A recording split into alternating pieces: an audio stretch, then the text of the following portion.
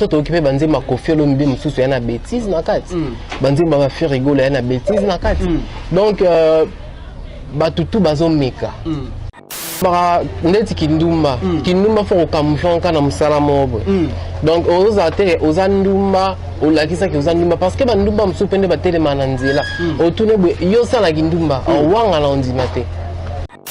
Parce que toi on a scindé les cœurs, mais je pense na sûreté que yo des gens mon ami penda scindé les cœurs. Non, mon angoté donc assez respectable. Donc au bon banzo on a convenablement et le ngolé qui starté. Et le ngolé qui scindité donc et ba qui c'est l'épée et le côté so que exposé nzoto.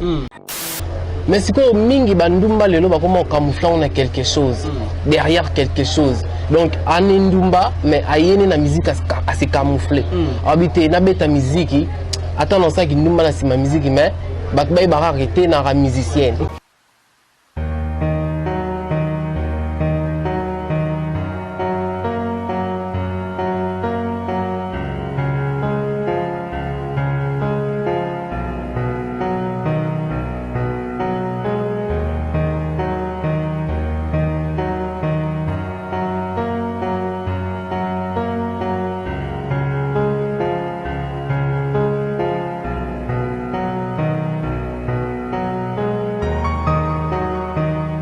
Bienvenue sur Congo sur sa télévision. Je suis Stéphie Biscal, le padre de la presse. Aïe. En fait, maman n'a encore on lui sauté, hein, maman ben encore comment sauter dans les bâtiments ça en ligne pour Mikolo succès beauté chokonyo sur kitoko.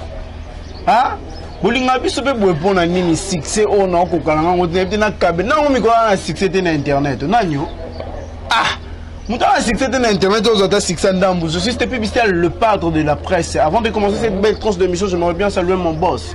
Je reste un bon yabata maman Karine Moni maman paradis. Maman paradis Stéphie Biscal robanga te na ocha d'accord dans lobby des gens dans un code. Quand neto yo kanaki. Abonnez-vous massivement sur notre chaîne Congo Source Télévision. Aïe. Le but c'est nous sur notre temps on va bien moi et ça ngamo va bien moi. Beaucoup sentiment ngote. Hein? Congo Source Télévision. Je suis avec Suleiman Timbo parce que pas rouge le vrai. Le frère, en fait, hier soir, hier, ça veut dire que tout ça est là au monde, le sujet na biso c'est tolo bela comment génération ya musique na biso et baby. Banani ba kotisi buzoba na kasa génération na biso. Banani ba bibisi génération ya musique na biso. Est-ce que ba musique ya maman Bilia Belle na ba tchala mwana. Na lelo ba rebo tchulo na ba nita mora na ba lustre mobutu. Zandenge moko. Tokoye bango et pas Suleiman Timbo parce que j'en profite directement et on peut s'inviter dans l'ambote avant de passer à Maloba. J'aimerais bien saluer mon boss Junior Tizaïla. Nikolo na mpanza bakatanga na boss Stone Mukendi Nikolo kota katanga wana nde ba vena nga ba Bruno Lubik batambongo solo tozana bango wana dans babi Marlène Monto ba master nga je dirais directement à Suleiman Passeport rouge. Bonjour mon cher. Ouais voilà, bonjour à toi Stéphie Bissila, le padre de la presse congolaise. Donc j'en profite aussi pour dire bonjour à mon boss Jerez Mboni depuis 001 USA, donc place Poto et Banda. Moté Makarine Mboni, maman paradis, mère double. Apparemment biso bata succès Mikolo. Ouais, c'est ça qui toko. Netinga l'homme le plus recherché. Na biso ngasko Mikolo succès comme ça nga ba bien. Elle on est bon tanga lito ina. Donc succès tanga lito. Mais est-ce que faut oye ba oleki nani na succès? Netinga na yibi bato nga na leki na succès. Tu na yibi bato na leki ba succès. C'est ma casse Mikolo. Est-ce que ça nga fier? C'est ça. On mi fier ma passeport rouge de l'auto le bla si je m'en bo oyo ba fan na biso, ba fan na yona ngana ya bato oyo. Ba na biso ba bi na tout na passeport. Il faut pas passeport rouge mutani aya no la maman passeport rouge musique na biso buzobe koti makasi musique na biso musique ou izalaka buzobe koti to buzobe izalaka déjà en fait buzobe izalaka nango mais buzoba est débordé makasi babina yamba yo po oyano na passeport yo mona musique na biso kende. Bon, en fait, du point de vue développement, du point de vue succès, donc du point de vue artistique, musique et ça la manant bien. Batu bobe tabanzi va bien. Donc que ça soit du côté féminin, masculin, donc toi na ba banzemba bien pena donc l'artiste na biso ba bunda ba développement ezali. Mais elle a ba faille mususu. Donc parce que ba faille ezala partout. Ba faille ezala partout donc même na musique karaté, ata na religion ba faille ezala, na politique ba faille ezali. Donc ezala na musique ndé toro beta tanwa to le belate, na musique ndé ba na ba faille ebele. Bana ba mabe ebele donc ndeti mabe o ngana ko loba o na monaka ya mabe za ndeti ka que incitation ya jeunesse donc bazo influencer jeunesse na ba makambo oyo donc eza vraiment bien te et ba mo oyo il fallait que to benda to longola eza ndeti ba pino fa ki to longola mais ba musicien na biso ya lelo ba ya bazo bakisa lisu mususu omoni ba bakisa lisu mususu parmi mes pines moi na to tanga ndeti du genre to moni ndeti ba kindumba incitation na kindumba incitation na lesbianisme incitation na mamambu et belé omona bon voilà Baptiste na biso ya basi to kota na point ya Baptiste na biso ya basi Baptiste na biso ya basi mikolo ba komi na style moko ya ko lakisa ka mutaka na bango facilement. Quand je parle de mutaka ça veut dire ata o lakisa moi muto libé les a déjà mutaka là.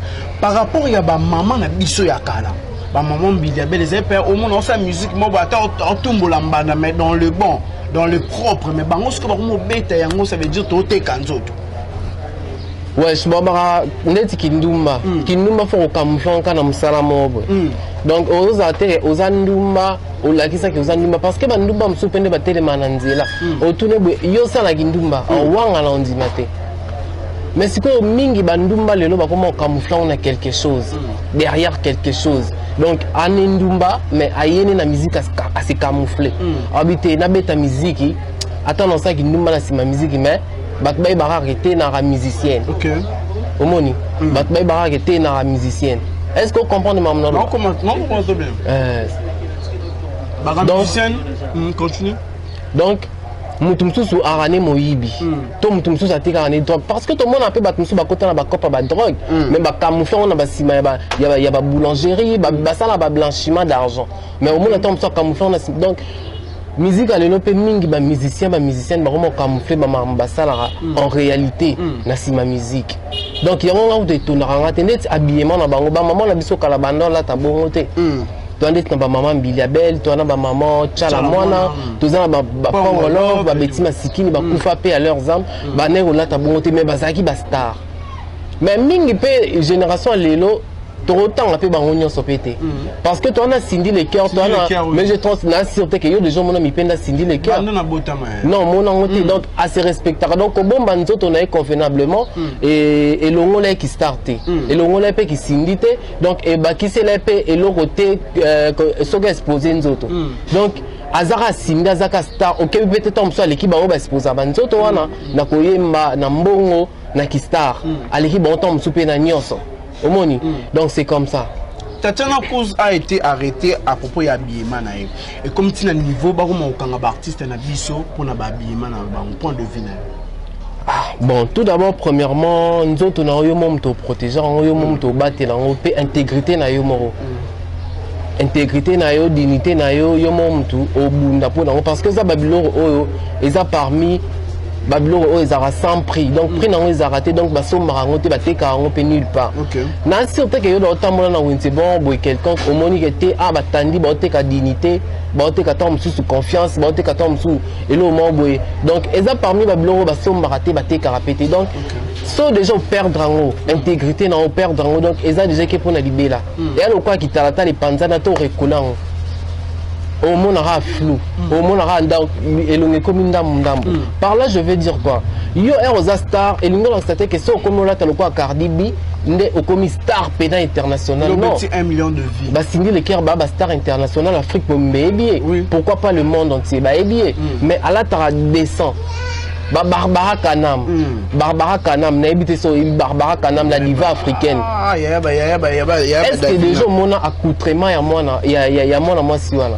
Bon, il y a un moi sexy, mais sexy pas comme les autres. Aza sexy, mais dans le bon. Dans le bon, oui. Aza sexy, mais dans le bon. Là, ta pantalon, là, tu collant, là, tu putana, donc, à Kitoko. Aza la diva africaine. Malgré tout, là, tu as décemment. Mais si on bat tout, on expose à Ranzo, on a évité ce l'équipe tombe sous Barbara Kanam Nanini. Et le côté, Barbara Kanam. On a évité ce l'équipe Barbara Kanam Nanini.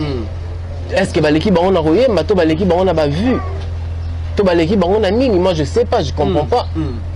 Est-ce que l'équipe Barbara va Cindy les cœurs nanine mais je tente pas à lire wana mais à dosa si que le lopé mais je tente pas bon wana par là je voulais dire quoi donc okoki ko se poser non nzoto tout parce que eza nzoto te mteye mais eza ne mongongo o emema ti liboso public comme ça star eza mongongo na donc eloko ya bongisa mingi image oyo ezaka ya kobongisa mingi na vie ya ba chanteur ba musicien ba chanteuse musicienne ba star na biso dans la musique eza nini et mongongo loyembo ba composition na bango et tout le reste wana ezalaka nango ba accessoire ba nini parce que ato latine ti Cardi B bango ba na culture mususu ba américaine bango ba na culture mususu donc biso ata tozo copier donc to copier à 100% te total ra oya malamu ni to copier ba featuring to copier ba mususu mais autant de totalité oh ya mabe kotika nzoto libana bo ya mabe ata au salon mais salon quand même na ndenge mo ya bien na ndenge mo penaka on a accepté aux africaines aux congolaises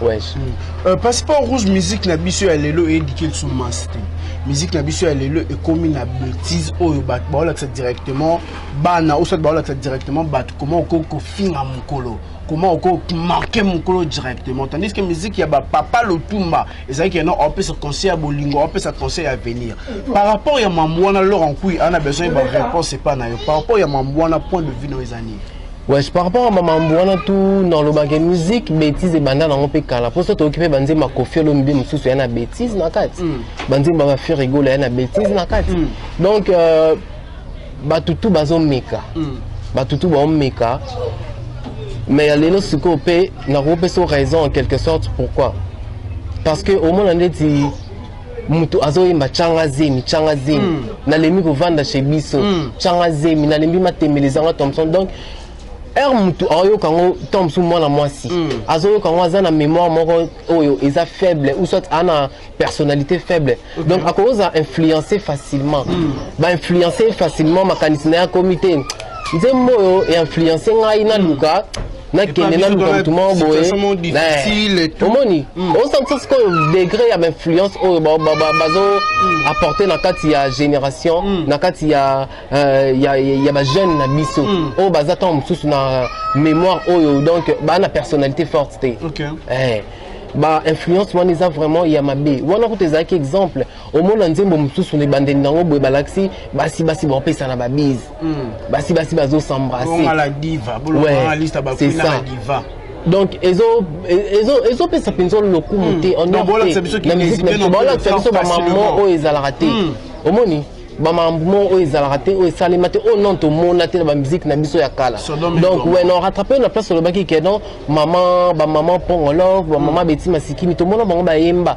ba sala pe ba clip mais na kati ba clip na bango etalama pe mais bon le baki mais to mona te que maman Pongo Love asali elo mo ya bongo na kati ya clip mais ba clip ne etalama omoni donc ezateka il faut ça ba maman ozo aller à l'encontre il y a logique il y a batunion surtout pour bamambuyo au sala etalama donc voilà parce que pour rouge le batunion so ba musicien na ba musicienne ba comment ko gérer rando na bango na musique ça veut dire ngaina Suleiman Théo kana radio to comment ko gérer yango ba youtubeur na ba youtubeuse c'est normal ba youtubeur na ba youtubeuse c'est normal na bango mais est-ce que biso musique eza voix oyo et dikaka population et dikaka masse mais bango ba mo gérer ba rando na bango na musique et ça la ndenge nini en tant que chroniqueur et ça ndenge bon ba compte à rendre wana pona ngaba ko ya na ba compte à rendre na musique te ata musique a na polémique bien sûr mais polémique on fait la polémique intelligente ba compte à rendre na ba ko ya na musique te donc ba changer ba bongi sa place wala et là on a le ba yango voilà parce que rouge to comme biso na sou comment monde de la fin dans les années monde de la fin na ngizara que musique to ça ngo bien biso pe ba chroniqueur tout ça permet ça là bango pe nangam na bango ba ça musala donc et ça bien na pesi ba moté na ngana gérer c'est mboni moté makari mboni trésor batanga chiringi mi moté masaka kate ko na moni pe Glody Mutombo Glody Mutombo mon ami star na pesi ba moté donc voilà merci beaucoup na juste puis merci beaucoup d'avoir accepté notre invitation tara na yebu na kuti ba kamera belle on a tiré le temps ba ninga msusu ba travailler par rapport à Kistar bon voilà nous sommes déjà arrivés à la fin de cette émission j'en profite de dire un grand merci à mon boss Junior Tizaïnga. Boss Ochanga Kimia Mikolo, boss Junior Tizaïnga. Mon boss aussi Stone Mouken Bakota Bakatanga Wana. Donc on a Laurent Kui Masterstar Azastar. Laurent Kui Masterstar Azastar Ngalinga Rabino Bongo Bokelengi. Tout ça là Bongo Bokelengi. Aujourd'hui vraiment j'étais vraiment très content de travailler sur notre chaîne Congo Source Télévision. Et pour moi, quand on se voit au prochain numéro, continuez de vous abonner massivement et partager, liker la vidéo. On se retrouve au prochain numéro. Bye bye.